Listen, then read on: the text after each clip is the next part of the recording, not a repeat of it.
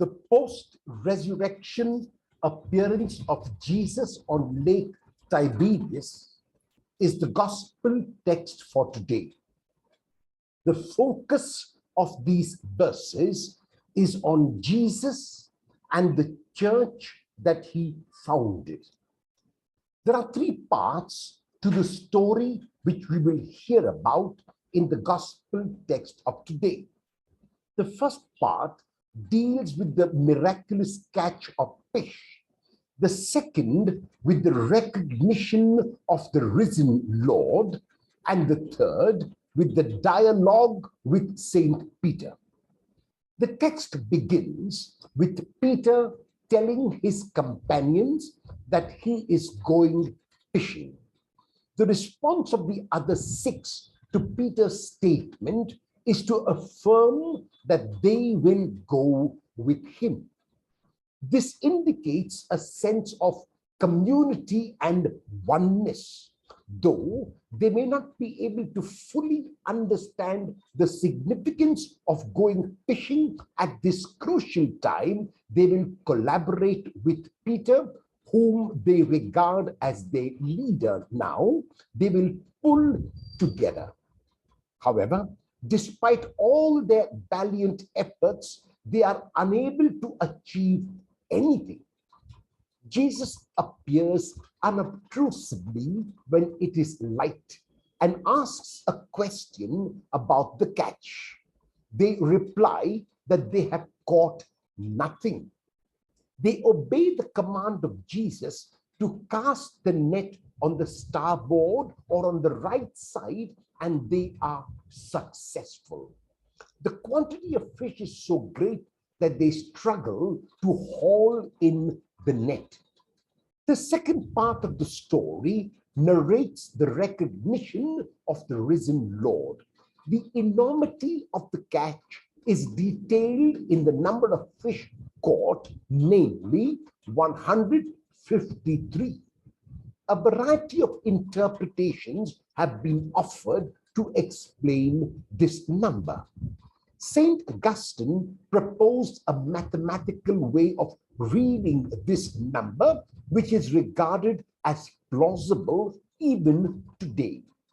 His explanation was that 153 is obtained when all the integers from 1 to 17 are added together. This mathematical fact suggests the completeness of the number 153, with 1 being the first integer, 7 being the perfect number. Others regard the number as clearly indicating that the narration of this event is an eyewitness account of what actually happened. This is why the number is not a round figure, but 153. Still, another interpretation is that 153 was the number of species of fish known to Greek zoologists of that time. And thus, this number signifies that every kind or species of fish was caught in the net of Jesus. That this is plausible is indicated by the fact that the net did not break, despite the fact that there were so many fish. This is an indication of unity, not only in diversity, but unity even in diversity. That this seems to be the best explanation is confirmed by the fact that the verb to haul used here of Peter's hauling the net ashore is the same verb used to describe those who come to Jesus from God in chapter 6, verse 44. It is the same verb that is used to describe the salvific effect of the death of Jesus when he will draw or haul all people to himself in John 12:32. Thus, what seemed like aimlessness before the appearance of Jesus becomes, with his presence, a focused ministry. The disciples continue the mission of Jesus even when they fish by drawing everyone to him. The mission is universal. No one is excluded. There is no parochialism or restriction of any kind. Each one who is drawn to Jesus and makes part of his or her community has his or her own place. In this community, diversity is not to be frowned upon, but is to be celebrated. It is good to be different and yet part of the whole. It is good to be an individual and yet part of the community. Thus, exclusivity has no place in any mission that has its roots in Jesus' mission. All are included and all are welcome. Even more, each retains his or her identity and is still very much a part of the whole. There is no need for uniformity in the family of Jesus, but unity is very much a core value. The third part of the text links this section with the previous one through the words, when they had finished breakfast. It is a continuation of the appearance of the disciples at Lake Tiberias, where, because they obey his instructions, they are able to haul in a great catch of fish. These verses narrate the conversation that Jesus has with Simon Peter. One possible reason why Jesus asks Peter 3 questions is because Peter had denied him 3 times. However, it is also important to realize that the 3 questions are all different. The first question which Jesus asks is inclusive. Simon, son of John, do you love me more than these? It includes, therefore, the other disciples, the boat, the nets, and the fish.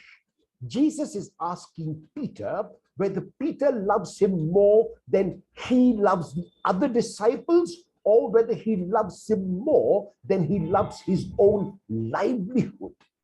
The second question is direct. Simon, son of John, do you love me? And this question involves only Jesus and Peter. Everything else recedes into the background. The spotlight shifts to the two. Does Peter love Jesus? Though the third question seems similar to the second, it is really different, because in it, Jesus asks Peter about friendship. It reads, Simon, son of John, are you my friend? This is a crucial change from the earlier question, because in chapter 15, verse 13, Jesus had explained the true meaning of friendship when he said, no one has greater love than this, to lay down one's life for one's friend. By affirming that Peter is indeed a friend of Jesus, he is affirming his willingness to die for Jesus. This interpretation is confirmed by the fact that as soon as Peter affirms his friendship, Jesus invites him to lay down his life. The text ends with Jesus inviting Peter to follow him. Through this command, Jesus is seen as it may be seen as a general invitation to discipleship. Here, it means a specific command to martyrdom and even to death. Peter knows, even as he answers, that trials and difficulties are part and parcel of his commitment. He is aware that following Jesus is not going to be easy, and that he will be called to make great sacrifices. He is ready, willing, and able. This willingness is evident in the first reading of today, when soon after this event, as narrated by the Acts of the Apostles, Peter was willing to suffer for his Lord. Not only was Peter willing to suffer, he also learned to rejoice in his suffering, because, as the second reading states, he knew that in doing so, he was privileged to imitate the Lamb that was slain. The call to follow Jesus today is a call that will continue to be heard as long as there are people who dare to open their hearts to this call. While it will not always be a call to martyrdom by death, like it was in the case of Peter, it will always be a call to be a martyr or a witness. This is because the voice of Jesus can only be heard today in his disciples, and he can be seen and experienced only when those who profess to follow him reach out in unconditional and eternal love. Will you show your discipleship by following Jesus unconditionally, not so much to death, but to bring life to others?